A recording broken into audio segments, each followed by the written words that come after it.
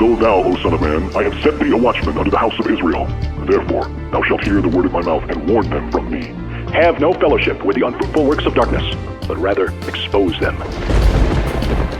Coming to you from an undisclosed location in Middle Tennessee and examining current events from a biblical perspective, this is Bible News Radio with your hosts, Randall and Stacy Harp. All right, hey everybody. Welcome to today's edition of Bible News Radio.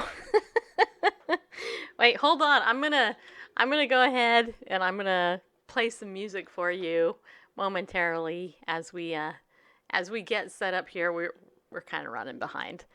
I'll tell you why in a minute. So hold on 1 minute, because Randall, he just like, oh, by the way, you're going on air right now. Hold on just a second. Okay, here's the music. Ready? All right, here. Okay, so this is what happens when you have two people who run everything. Yeah, it is. All right, I'm logging into Periscope. Oh, your microphone's turned down. Okay, go ahead, talk. Check 1, 2, there test. You go. Hey, I gave you plenty of warning. Yeah, 2 minutes. The 2-minute warning. All right, there we go. All right. Don't you guys love my hair? Oh, it's funny. This hair is a result of humidity. I actually went to assisted living today. And it was so hot out there. It was hot. Yeah, it was. But you know what? I heard about the news. Don't worry. We're going to talk about Bill Cosby. All right, I'm sharing that out. And so much more. Hi, Rachel. Let's see. UF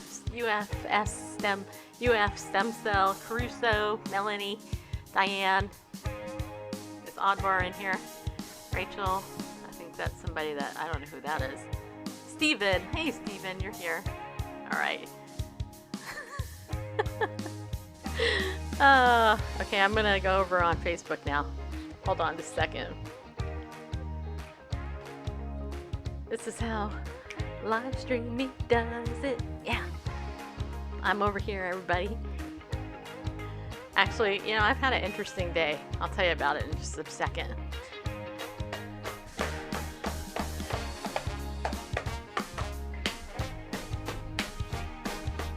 Okay, I'm waiting for my computer. I have a very old computer. Sometimes it takes a long time to load. Okay, get ready to hear me, okay? Here we go. All right, there we go. I did it. Okay.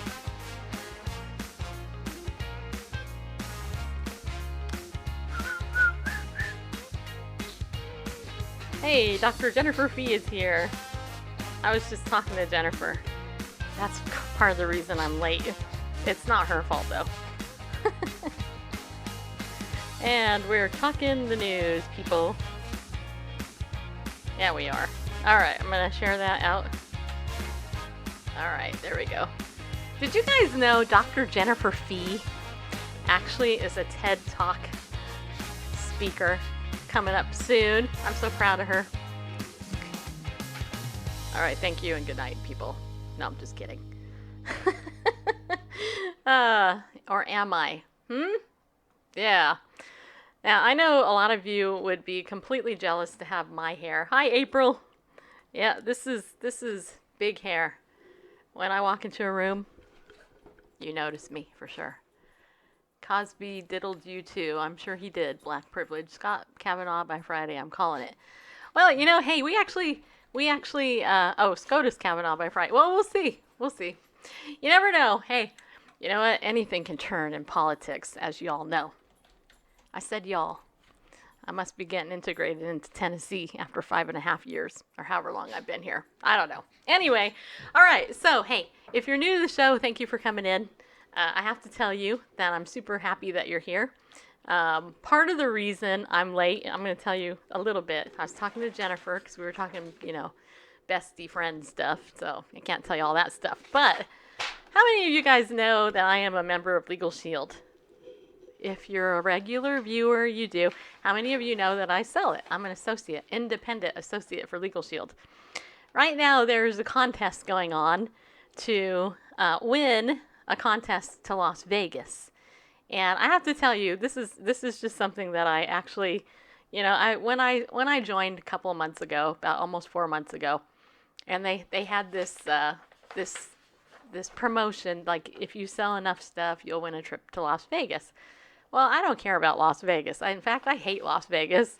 Las Vegas is one of the most depressing places in the world, in my opinion. Bless their hearts. But anyway, so the end of this month is coming.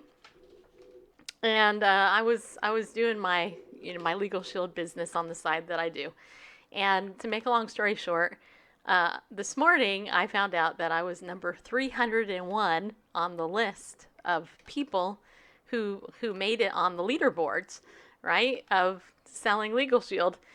And so I messaged some people and I'm like, oh my gosh, I'm number 301, but they only list the top 300. So anyway, long story short, I was telling Jennifer about this a little while ago, and I logged in, and I just saw they got the updated sheet on here. The number that I was thinking I was at, 301, is not the case. I actually am now 266 on the leaderboard. Now, I'm not going to win the trip yet, unless a whole bunch of you decide to sign up at the last minute. But what I have to tell you is, how cool is that, man? Hey, I am a results-oriented chick, and when I'm given a challenge, I like to try to meet it. And so the fact that I'm 266 is actually a testament to all of you guys out there who have actually supported me and my endeavor to sell Legal Shield. So I just want to say thanks. I'm not gonna.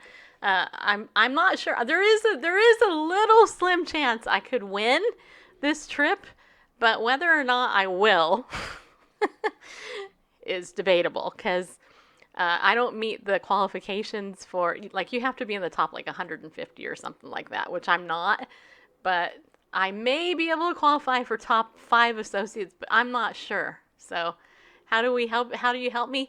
Well, basically, if you want to help me, you got to sign up for a Legal Shield membership. That's what you got to do. Or become an associate. That will also help. Either one, though. So I know I might. You never know. If weirder things have happened, right? So anyway, so that's part of the reason I was late, because I was like, oh my gosh, I was on there telling Jennifer, and I saw, oh my gosh, my name's on here. I'm like one of 4 people in Tennessee on the list. That should tell you something, right? One of 4 people in Tennessee on the list. So there you have it. Okay, so Bill Cosby. Yeah, he is. So we all heard the news, right? That Bill Cosby has been sentenced, which unfortunately is the headline of the day. I think there's way more important things in the world to discuss than that. But because everybody and their grandmother is talking about it, Bill Cosby was sentenced. And I'm going to read you the article off the Drudge Report that it's linked here. It says here, Bill Cosby now officially a sexually violent predator. America's dad faces prison for 2004 rape. And, a lot of people I've seen actually some interesting outrage over on LinkedIn, of all places. But let's go ahead and read the article here. This is on deadline.com, titled what I just read. It says here, looking at a maximum sentence of 10 years behind bars for the 2004 rape of a former Temple University employee, Bill Cosby today was formally designated as a sexually violent predator, with ramifications also for the various civil cases that the once beloved actor is fighting with some of the over 60 women who have accused him of drugging and assaulting them over the decades. The lifetime registering of Cosby as a sex offender with the significant additional restrictions of the SVP label. Among the stipulations, Cosby will now be required to register and check in with the Pennsylvania State Police monthly. If he is sentenced to time behind bars later today by Judge Stephen O'Neill, Cosby will be required to attend counseling and provide all details of any change in residence once he is released. If I went from a city to another city, even if it's only overnight, do I have to get in touch with the state police? Cosby asked the Montgomery County Deputy District Attorney when the specifics of the SVP designation were read out to him, hinting at a possible stand-up tour in the future. Noting he believed that to be the case, the Deputy DA advised the actor to nonetheless further seek the answer via his own lawyers, as it was not clear to him from the statute. At a later junction, Cosby also seemed confused when he was told that victim Andrea Constand will be notified of his movements by law enforcement under his SVP status. Why would he be confused by that? I mean, he assaulted her. Duh. Hello. In April, a jury in a retrial found that the now 81-year-old Cosby guilty in the Keystone State criminal case on 3 accounts of aggravated indecent assault against Constand. Each count carries a potential sentence of a decade, but yesterday it was revealed that both the Montgomery County DA's office and the defense agreed all the counts should be collapsed into one because they occurred on the same day. While prosecutors on Monday publicly pushed for a sentence at the high end of 10 years, Judge O'Neill indicated the state guidelines of 22 to 36 months, give or take 12 months, would serve as his North Star. The sentencing is scheduled to occur at 1:30 p.m. Eastern Time, so that I guess has happened. Though nothing is ever set in stone in these matters until the judge makes his final ruling, and what seems certain to be Cosby's last day of freedom, at least for the immediate future, the much-accused actor announced that he will not take the opportunity to speak significantly before his sentencing is handed down. Traditionally, defendants are given the floor to see if they have anything to say.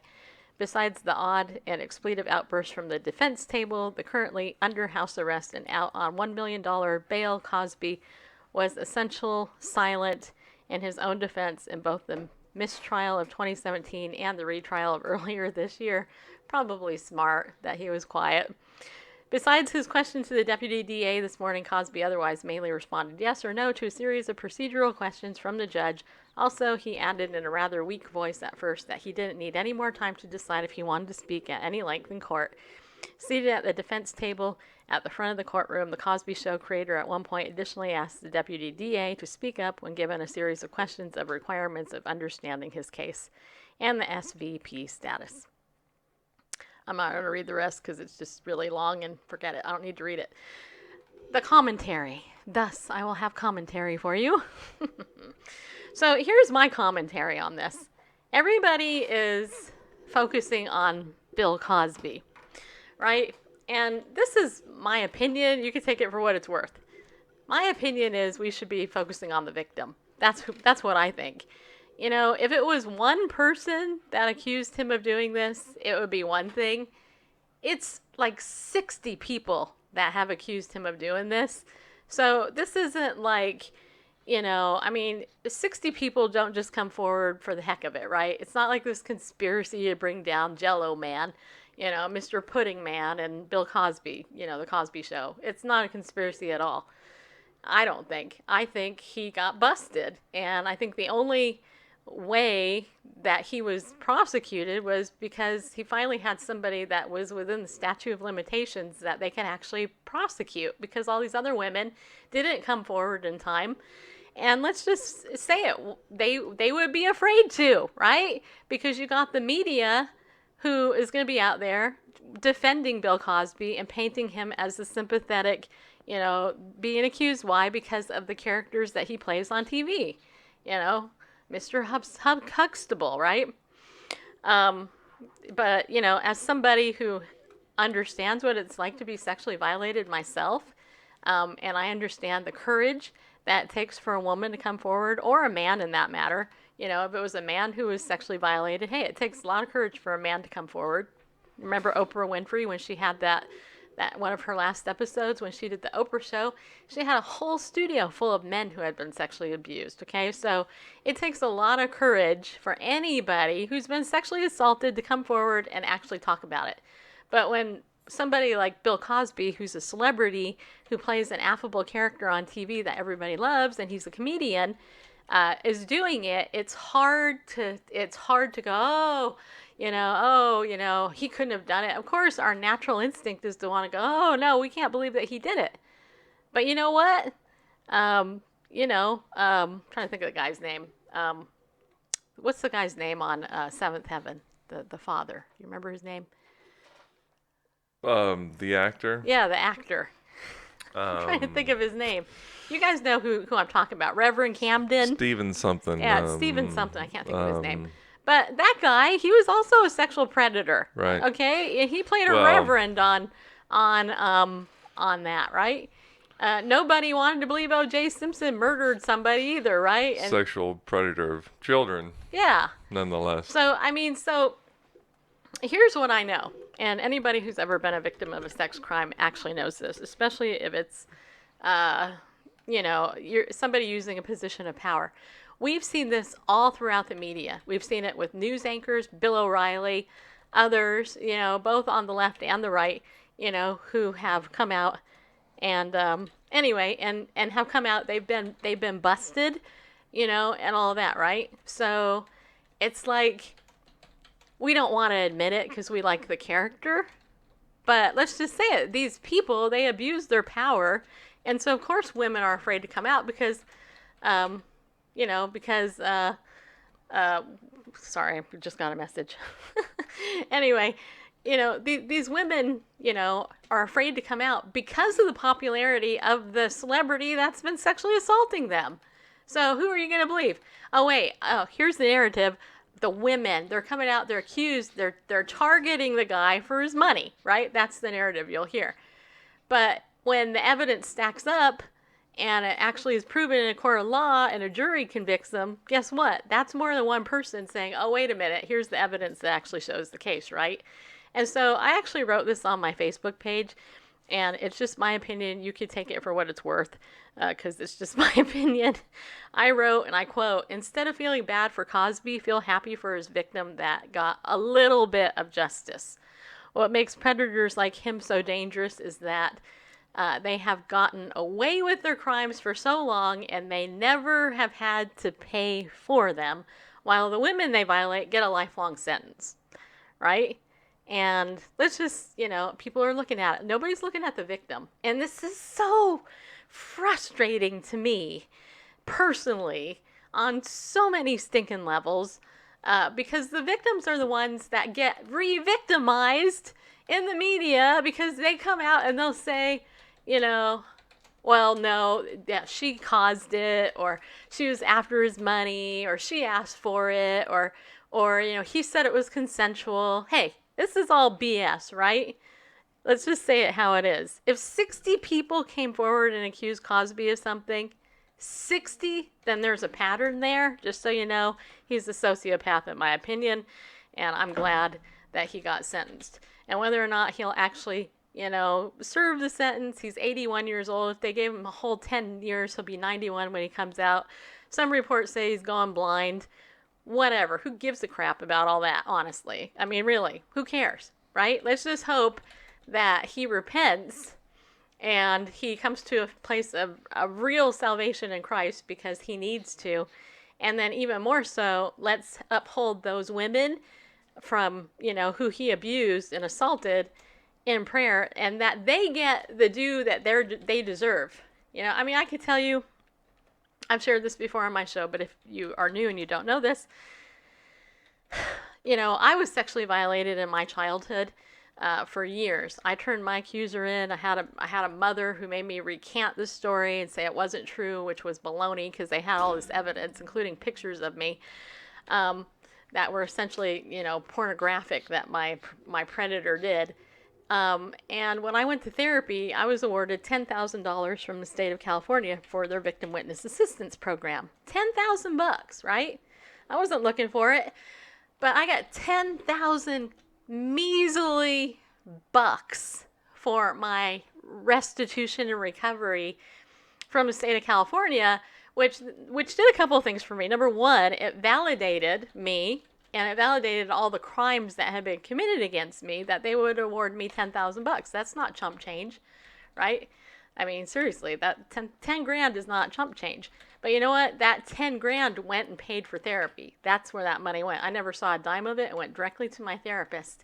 And you know what? I can actually tell you, I've easily spent probably close to $250,000 getting help for myself over the years I've been in therapy, and that is no lie. That is no lie, and anybody who knows how hard therapy is and the different things that you go through, $250,000 put towards my recovery and mental health, that's what it costs. So $10,000 is a spit in the bucket for the actual help that I should have gotten. And so whatever, this woman is getting, at least she's got her accuser behind bars, and I think we should be rejoicing about that. I don't know, Bareface, what do you think? Well, yeah, I agree. You said a lot of things, but totally with these Sorry, had to get a drink here. Given that the same accuser sued him back in 2005, I believe, and there was a settlement for like $3.4 million, something like that. Yeah. And so, if it was about the money, well, why? Okay, all this money, and it wasn't $3 million enough. And if that time, according to the records, that during the deposition for that case, it was a civil case, not a criminal case, because he's been sued. And the deposition for that case, he admitted to buying Quaaludes and giving women alcohol. Yeah. Though every encounter was consensual. After they're drugged up with the date rape drug. Yeah. Yeah, but certainly back then, he had enough money to make her go away. If it was, not about guilt, then why even, bother? I'm sure there are plenty of stalkers that have come trying to get autographs or whatever, or any kind of thing, that he's got enough, insulation between whoever, bodyguards or whatever, to kind of keep those people away. Yeah. So why did that thing go all the way to a civil suit and anyway, to where he was paid out? And so he paid out. So yeah, I mean, it's unfortunate that he's 81, but 3 to 10 years, we'll see. The one article you write about being the North Star, about the 36 months, so it'll probably be 2 or 3 years. I don't know, we'll see. Yeah, I just, I'm happy that the woman is getting a little bit of justice. I mean, seriously, because most of us don't get to see that. I didn't get to see I will just say in my case, my abuser actually was sentenced to 25 years in prison, okay? 25 years. 25 years with the evidence that I, as a 14-year-old, turned into the police. And if my mother hadn't forced me to recant that issue, and if the state laws in California hadn't had on the books that if a victim recants, they can't do anything and their hands are tied, my predator would have been given a quarter of a century in jail. Okay, that's how much I was abused. All right, 25 years. Usually these predators get a slap on the wrist. 3 years is nothing. Seriously, in my opinion. Jennifer could tell you. Jennifer works, she's a psychologist. She gets it. But I mean, seriously, 25 years is what my predator got. And he got out because I was forced as a kid to recant. And because state laws at that time said that if a child recants, the hands are tied. I remember talking to the police officer, and he was so upset because he's like, we know he did it. There's evidence. There's pictures. We see, there's, in my case, there's a book of evidence. So the fact that any sex victim actually gets any type of justice with a predator even spending any time in jail, it's actually a miracle, because frankly, they give these guys a slap on the wrist. In my opinion, for what it's worth, they should get life. That's my opinion. They should get life behind bars without parole. That should be it. One strike, you're out. I don't care, because you know what? It takes one time to mess up a woman's life forever and violate everything, the most precious thing God gave us. is that part of who we are. And when somebody violates that, they should get the key thrown. And I'm not saying the death penalty. I'm just saying life behind bars. That's what they should get, because they give every single victim the same thing. And we then have to learn to live in a different way than, I will never know. And so many of you in my audience, you will never know. You will never have known what pure sexual intimacy, the way God intended it between you and your spouse, because some pervert abused you before you got that opportunity to do it the way God had intended it. Right? Let's just say it. And we can all talk about, well, you're the purity thing and all that crap. You know what? It's crap. Let's just say it. You get one opportunity, and when some creep takes it from you and they don't pay, just know, and this is the righteous anger part of me, just know that God will deal with them in the end. Right now, this is actually a slap on the wrist for a guy who should have been having his butt in jail a long time ago. What about Trump? You know what? If you know anything about this show, then you already know I'm not a big fan of Trump, actually. I think that Trump is a little bit of a pig.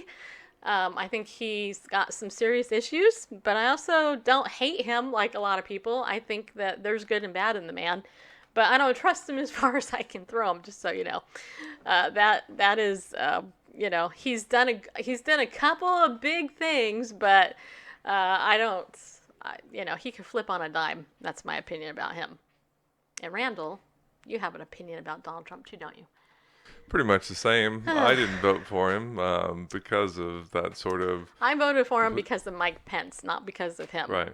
The same reason I voted for John McCain, who was a rhino, because of Sarah Palin. Not because of him, but because of the VP. That's why I voted. Yeah. He seems a little volatile. And so. You will note, though, that Mike Pence is an honorable man, and he has no scandal.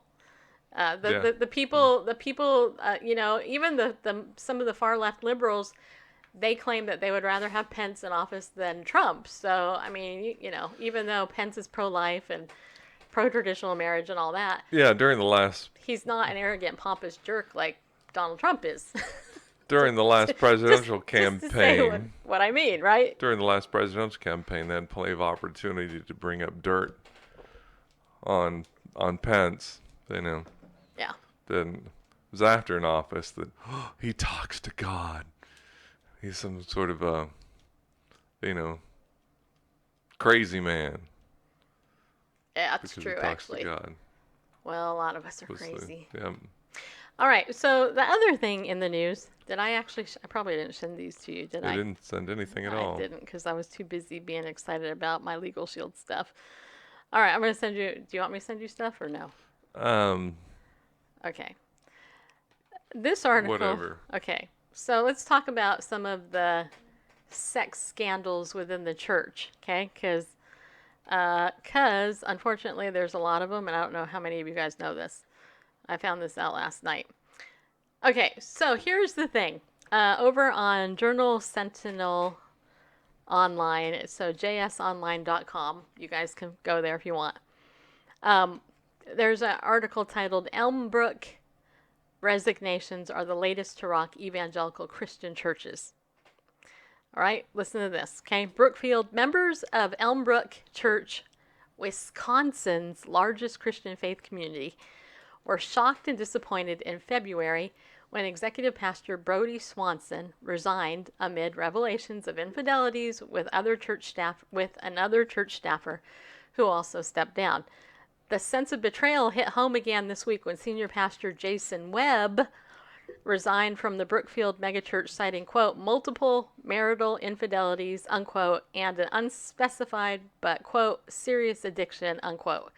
Well, what's the serious addiction, you think? My first thought was pornography, but what do I know? Anyway, in a Saturday service, the first since Webb announced his departure, church leaders characterized the developments as a crisis for Elmbrook and asked members for their forgiveness. We share your utter shock and sorrow, church elder Jeff Schultz told worshipers. He described the actions of Webb and Swanson as, quote, intentional deceptions, unquote. Elmbrook family, you have been deeply wronged. He said, on behalf of the Council of Elders, we are very sorry. The upheaval at Elmbrook is the latest in a series of high-profile resignations and allegations of sexual misconduct that have rocked evangelical churches across the country. Why am I sharing this? I'm going to keep reading this, but I'm telling you, I'm sharing this because, the Catholic Church has been in the news for decades for the sexual assault and the sexual abuse that goes on in church, the adultery and all that stuff. But the Protestant church, I interviewed years ago a woman who runs a website called stopbaptistpredators.com. It might be .org, but I think it's .com. Stopbaptistpredators.com, I think is what it is. Because it's just as rampant in the evangelical, the Baptist churches, all this other stuff. In fact, I have to be honest and say, often when I go to church, I'll look at the men and I'll go, I wonder if he's addicted to pornography. Oh, that guy's probably addicted. That guy, when you've been in the church long enough and you understand the stats and statistics, for me, it's hard not to go, oh yeah, that guy's probably looking at kiddie porn or whatever, which is horrible, right? It's really horrible that I even think that. But I'm not living in the dark ages. It's just how it is. Anyway, the article goes on to say, this year alone, Frank Page, president of the Southern Baptist Convention's executive committee, resigned because of a, quote, inappropriate relationship, unquote. Bill Hybels, founding pastor of the Chicago area megachurch Willow Creek, resigned after allegations of inappropriate conduct with women, which he denied. But then he went back later and he actually admitted some of it. But the Reverend Andy Savage stepped down from the Memphis megachurch High Point Church after admitting, quote, a sexual incident, unquote, involving a high school girl in his youth group 20 years earlier. And 2 more men have come forward to accuse Paul Pressler, a former Texas state judge and leading figure of the Southern Baptist Convention, of sexual misconduct. The revelations have spawned a hashtag Church2 movement that, much like the secular hashtag MeToo, is forcing evangelical Christians to reevaluate how they respond to issues of sexual abuse, domestic violence, and even the roles of women in the church. Churches are, quote, coming to grips with the depth and gravity, unquote, of those issues, said Scott Arbiter, a former lead pastor at Elmbrook, who now serves as president for World Relief, the humanitarian arm of the National Association of Evangelicals. Churches need to create the spaces where this can be spoken about, he said, stressing that he was not speaking on behalf of Elmbrook. We recognize that families, churches, and communities flourish when we're living in the truth. The truth is, we have a national struggle with our sexuality, and it includes our families and church families. We have to be a place where truth and healing can take place. Christianity Today, founded 60 years ago by evangelist Billy Graham, has reported extensively on the topic of scandal-triggered resignations by pastors. In a story last week on the latest survey by Nashville-based Lifeway Research, it said 1 in 8 Protestant senior pastors say a church staff member has sexually harassed a member of the congregation at some point in the church's history, and 1 in 6 pastors say a staff member has been harassed in a church setting. I have been harassed sexually on 2 occasions in the church. There was one perverted guy named Jim at my church way back a number of years ago who actually came on to me. The pervert had the nerve to not only come on to me at a Bible study in my house, but with my husband sitting right next to me, and he meant it. He was a complete pervert and should have been thrown out of the church. And then when I was a single woman, I actually was preyed on by a guy that I rented a room from his house. He was a married man. And when I went to the church about it, I was basically told, well, he's a big donor, so just more or less have to deal with it. And I'm like, really? Because Were either of these a staff member? No, but they were big donors in the church. Yeah. So, yeah. but so just think if it was an actual staff member, then on top of it, that would have been even worse. Right, and apparently, the 1 in... the 1 in 8 where it's a staff member Staff members, right. harassing someone in the church, and 1 in 6 where the staff member has been harassed by someone. It's horrible. It's actually horrible. So it says here, Christianity Today, which centers much of its reporting on evangelical churches, also published a recent feature called When You Hear Sexual Misconduct Allegations About Your Pastor. Founded in 1957, initially as a Baptist church, Elmbrook became a non-denominational church in 1968. It has reshaped the religious landscape in southeastern Wisconsin, planting a dozen sister churches over the last 3 decades and drawing thousands weekly to its services.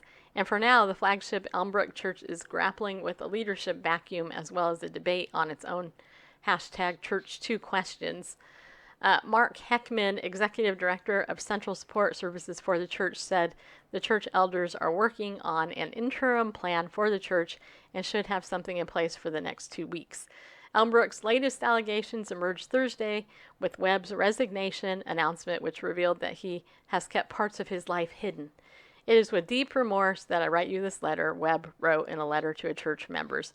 I've also been struggling with a serious addiction, which has led to many betrayals, including unfaithfulness to my wife, Heather.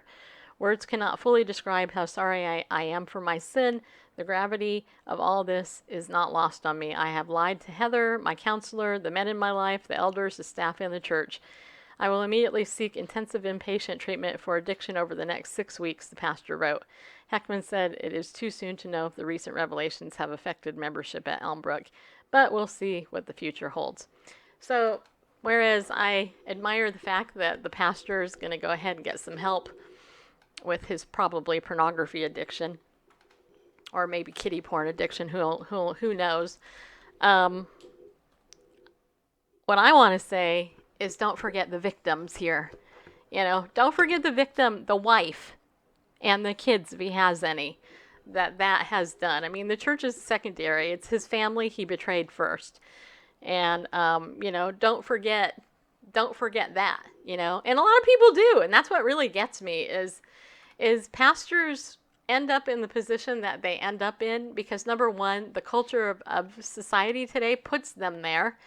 Number one, they expect all these things, and the pastors are lonely, and so, of course, they abuse their power, and, they often fall into a situation like that. Or, number two, they have an enabling elder board that's just as addicted to certain things, and that board doesn't hold them accountable. And so that really, is a big problem. And actually, what I think, honestly, frankly, what I think the Lord is doing, I think He's cleaning His church. I think that's what He's doing. I think He is, the things which are hidden, they are now coming to light. And I've been seeing this. I think the judgment begins with the house of God. That's what the Bible says. And I think that's what's been going on the last couple of years. I don't know, you think barefaced, but that's what I think. Yeah, I think that too. The article mentioned about making a safe place for the truth, and what I don't remember the exact. But before that came along, I was thinking the same thing. There is this, unfortunately, within churches, especially evangelical churches, because I can't say too much about the Roman Catholic Church, having never been a part of it. Right. But there's this sort of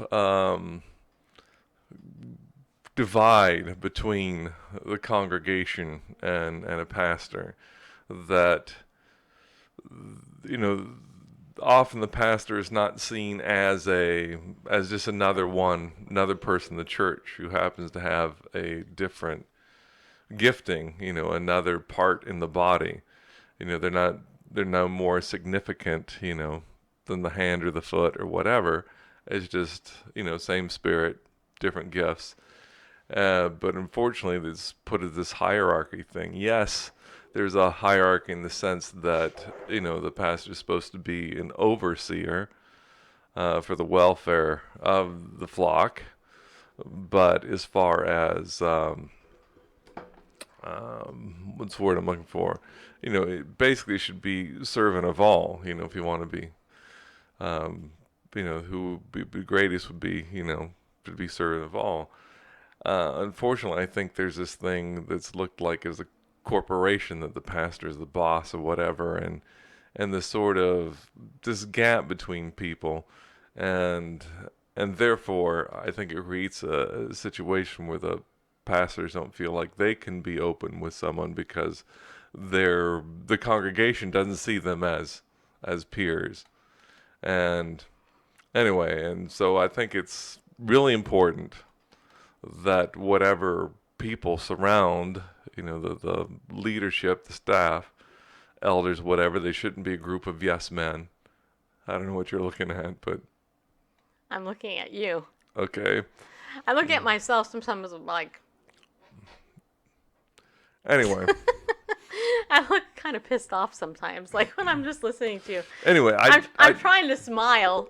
Anyway, I don't think this pastor woke up one morning and was addicted and cheating on his wife. It was No, it's a series of a choices. series of choices, and 1 Peter 5:8 tells us to be vigilant and sober. Because our adversary, the devil, is roams about like a roaring lion, seeking whom he may devour. Yeah. And all the more so if you're in church leadership at some in some capacity. Yeah. And so, yeah, I agree with the article.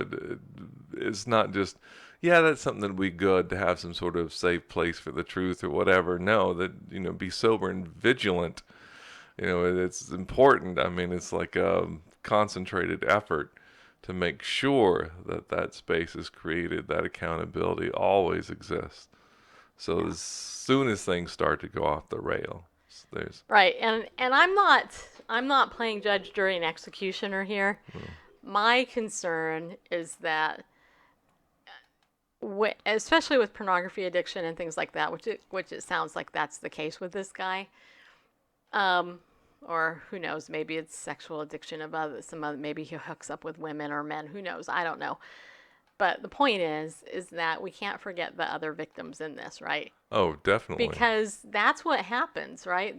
It gives a black eye to the church that this took place, but the reality is there's devastation behind it, and that brings up the last article I want to bring up, and then we'll take our break. The Evangelical Church, Azusa Pacific University, it's being reported by the Christian Post. It says here, Evangelical College, Azusa Pacific agrees to allow LGBT relationships. Conservatives slam surrender. Well, I just have to say this here.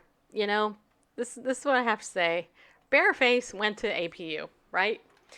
And Randall went to APU for a couple of years, earning his bachelor's degree in computer information systems. And so you actually have, we gave money to that college. And all that. For tuition. Yeah, for tuition. Books and that kind of stuff. So let me just read you the thing, and then you can commentate. Tens of thousands. Because this was your school. Evangelical College, Azusa Pacific, announced last week that it will be allowing LGBT relationships for students on campus following years of pressure. Zoo Media, and that's ZU, the student paper reported last week that officials at the Christian University in California have decided to remove language from a student standard of conduct that previously prohibited such relationships on campus. APU has said that despite the change set to take effect in the fall of 2018 semester, it still backs the, quote, biblical principles of human sexuality, unquote, in the belief that, quote, sexual union is intended by God to take place only within the marriage covenant between a man and a woman, unquote. LGBT activists have long called for the change and held a vigil in November 2017 for a former employee who sued the university for wrongful demotion, claiming he was harassed and assaulted by colleagues who believed he was gay. The school paper explained that the development is a result of long dialogue between students and the administration and years of efforts to that end. Probably Soulforce had a lot to do with it. Anyway, Associate Dean of Students Bill Fila whatever described the change to be the student code of conduct. Quote, the changes that occurred to the handbooks around sexual behavior creates one standard for all undergraduate students as opposed to differential standards for different groups. The change that happened with the code of conduct is still in alignment with our identity as a Christian institution. The language changed, but the spirit didn't. Our spirit is still a conservative evangelical perspective on human sexuality.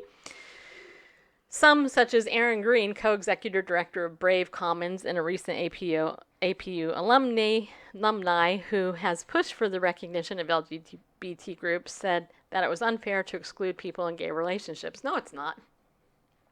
No, it's not. Anyway, queer students are just as able to have romanticized relationships that abide by APU's rules.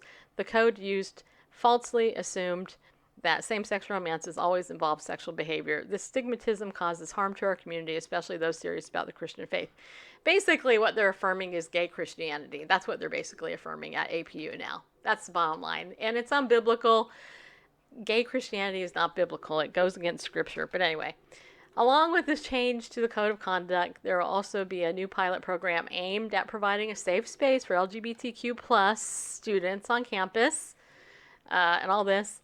Blah, blah, blah, blah. Anyway, so the APU, they just made the worst decision they could have made, in my opinion. Bareface. This is your alma mater. Yeah. And, recently I gave a tiny bit of money to help, the scholarship funds there. I'm not going to again. And you should write them and let them know that. Yeah, and I should. It's it's a little duplicitous in my not so humble opinion. We're towing the same line on human sexuality. That hasn't changed. That marriage is between one man and one woman. That's for sexuality. But as far as romantic relationships and dating, whatever. Heterosexual, homosexual, it really doesn't matter. As long as at the end of the day, it's only a man and woman that gets married. You two men, you two young women, you can fondle all over each other and kiss each other and all that, but we're just teasing you because you're not going to get married while you're a student of this university. We won't allow that. We won't recognize that. We won't recognize same-sex marriages. So you can have romantic relationships on campus, but that's it. So, what is it? Of course, I wouldn't be surprised if it was Soul Force, the LGBTQ plus alphabet soup, protagonist. And don't forget, the plus includes pedophilia, just so you know. Whatever, yeah. Yeah. There's, it's subtle on their side. Well, we're not talking about sex. Homosexuality isn't about sex. Yeah, it is. Because that's the line. It's about romance. It's about love. And right. So, the university, it says, you can have romantic relationships on campus. It's wrong. It's discriminatory to You're such a bigot. rule out Hater. rule out same-sex romantic relationships. But then it just, the old slippery slope. Okay, well now there are romantic same-sex relationships on campus. Well, why is it that you recognize marriage between a man and a woman? The law of the land is, two men, two women. The law of the United States recognizes same-sex marriage. Why not you? You're already recognizing same-sex relationships. Why not same-sex marriages? It's a little hypocritical, don't you think, APU? And so, give them an inch, they'll take a mile, just like Land for Peace in Israel. It brought no peace, it's just brought more attacks, and more death. And, they're looking to appease the sexual anarchists and say, well, we'll compromise here, we'll compromise there, but it's never going to be enough. Never going to be enough. We've seen that. We see that today at a national level and everywhere else. That, I'm thinking about the Proverbs says, that talks about the things that are never satisfied. Right. And it should have said in there the homosexual lobby, never satisfied. It'll never be enough. It'll never be quite equal. Well, it's the lust of the flesh, ultimately. Yeah. Yeah. It's very sad. I'm very sad by the news. I am too. It's sad, but not surprising. Somebody last night on Facebook wrote, well, what about Biola University? Biola, believe it or not, I was going to go to Biola, Rosemead School of Psychology. That's where I was going to get my master's originally. But do you know that Rosemead School of Psychology opposes sexual orientation change efforts? It's actually on their website. And there has been a gay underground at Biola University for decades. Well over a decade, almost 2 decades.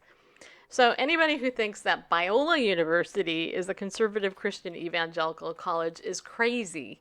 Because I can tell you from my own personal experience, almost every professor I had at Vanguard University graduated from Biola University. So I actually got a Biola education from Biola students who graduated from Biola, and almost every single one of them was pro-gay. So the fact that there's this opposition at these evangelical so-called conservative colleges, APU was one of the last standing. Yeah, that's what I was about to say. It's crazy. mean, even seminaries we've seen give in to liberal theology and, gay theology and all that stuff. Really, APU, which was founded as a missionary school for missionaries, wasn't founded just as a university like others were. Right. I mean, Biola, the Bible Institute of LA, was for Bible training and everything, but APU was founded specifically for training missionaries and expanded into general education. But the motto, God first. yes. Yeah. I mean, as far as conservatism, it really was kind of the last holdout. And now it's like, I wonder what Lisa thinks, who, my former therapist, also graduated from APU. Well, there are other Christian universities in California. There's Vanguard, which I'm not sure supposedly is conservative, but I have a hard time believing that given my experience there. Right. And then there is Hope International University. I was a therapist on that campus. I can tell you the sex problems of the students on that campus were rampant, as well as Vanguard. Just saying. So, I mean, if you think, let me give a shout out to Christian parents. If you think sending your kid to a Christian college is going to protect them, think again, because it's not. Christian kids are just as involved in these things as, at the secular college level.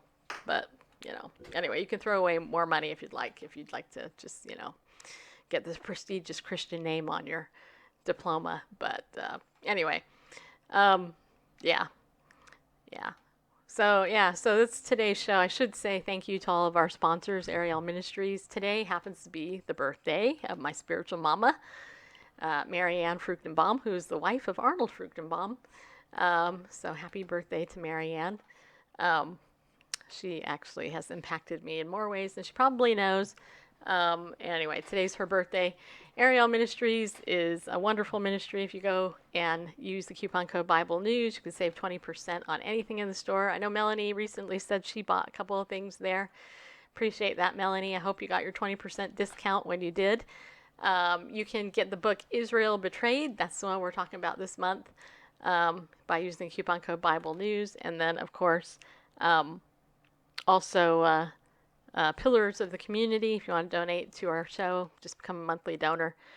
Then you will be a pillar of our community. And the reason why we want you to be a pillar is so we can know how much money is the Lord going to bless us with this month. I will be updating that next month, actually. I think we're considerably, averaging, maybe $1,000, $1,200, if that, a month for all day, 5 days of work every day of the week. And all the other stuff what we do. If you want to donate to that, that would help. We're still trying to raise money for our trip to the Prophecy Watchers Conference. We're about halfway there.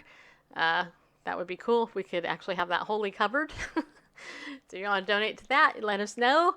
And or if you want to become a member of Legal Shield and get identity theft protection, or become an associate like I am and be on my team, then that's another way you could help us too. That would, that would help us, but it would also help you as well. And then, who knows, maybe, just maybe, on the next PC Club trip, the Performance Club trip for Legal Shield, which is going to Mexico, maybe I could qualify for that. So I'm in the top. I probably won't win, but the fact that we're as high as we are in the rankings is super cool. And all you guys who have joined Legal Shield and gotten your identity theft protection through our show, I really appreciate it. Definitely has helped. All that, so it's super cool. Anyway, so that's our show. I hope that you have a good day. Any of you guys have any questions? I know we have like 5 minutes left. Do you want to? So Melanie did use the coupon code. Good. I'm glad. And of course, there's some trolls in the show here. But how long of a sentence? Okay, you guys, you should know that because you actually can Google it on the internet. There's some perverted things being said in the chat. Appreciate that. That shows you need the Lord. Yeah, the trolls are out in force today on Periscope. Let's see here. And Oddvar, nice to see you, buddy. Haven't seen you there. And all that. So, all right, so that's it. So I hope you guys have a good rest of your night or your afternoon, day, whatever it is. Remember, come back here tomorrow at 4 o'clock. We have another show for you. And don't forget to text me at text Bible News to 33222. I actually did not send out a text message yet. I'm going to do it after the show. Like I said, I got stuck on the phone before the show. So, but you can be on my text message list. Text Bible News to 33222. If you're already on there and have not texted me back, then do me a favor, text me back. Tell me what your name is. That way I can add your name. And I think I have everybody but one person, just so you know. Yeah, so I know who you are. Yeah, I do. So do that, and then tomorrow we'll be back with another show. I'm trying to think if I have a guest tomorrow. I don't. I think what I'm going to do tomorrow is the Marketing of Homosexuality to America Part 8 tomorrow. I think that's what I'm going to do. So stay tuned for that tomorrow, and we'll see you then. All right. So remember, everybody, be bold, stand up, go with God. Thank God for the justice that some of these victims are finally getting, and of course, pray for the perpetrators. They need it. But I would not feel sorry for them. I would not feel sorry for Bill Cosby. He's gotten away with his crimes for decades, and it's good that he's going to spend some time behind bars. That's my saying.